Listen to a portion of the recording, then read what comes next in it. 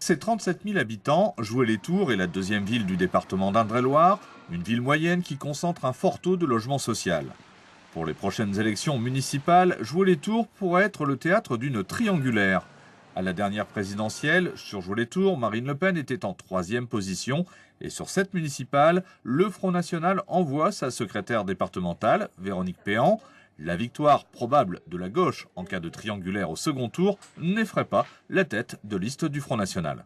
Cette responsabilité, c'est pas sur mes épaules qu'elle repose, mais bien sur celle de la prétendue opposition UMP, qu'on n'a absolument pas entendue durant tous ces années, et qui est le symbole même de la collusion UMP-PS que nous dénonçons, aussi bien à Joué-les-Tours qu'à Tours Plus, ou à Tours, Briand, Germain, Le Breton, Augis, UMPS.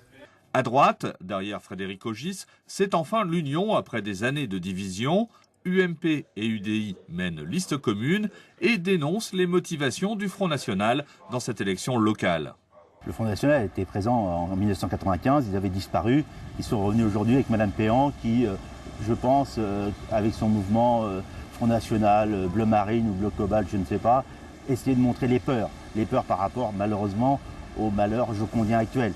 C'est l'emploi, la sécurité et le laxisme de la majorité socialiste qui amène le Front National à revenir pour essayer de cultiver quelque chose que moi j'appelle surtout des peurs et non pas une nouvelle ambition comme moi je veux proposer aux jocondiens.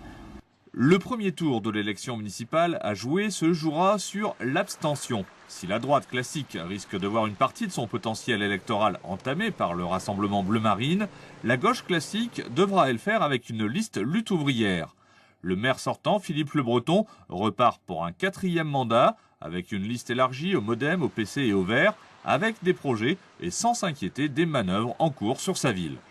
Moi, le Front National, je m'en occupe pas. Je m'occupe pas des adversaires. Je pense que l'important avec l'équipe, c'est de mobiliser. Voilà, c'est la première des choses, parce que le premier drame, ce serait une abstention sur une élection qui est une élection de proximité. Donc c'est surtout ça que l'on souhaite, c'est mobiliser le maximum de femmes et d'hommes qui partagent nos valeurs. On connaîtra dimanche 23 mars au soir l'état des forces politiques sur la ville de Joué-les-Tours.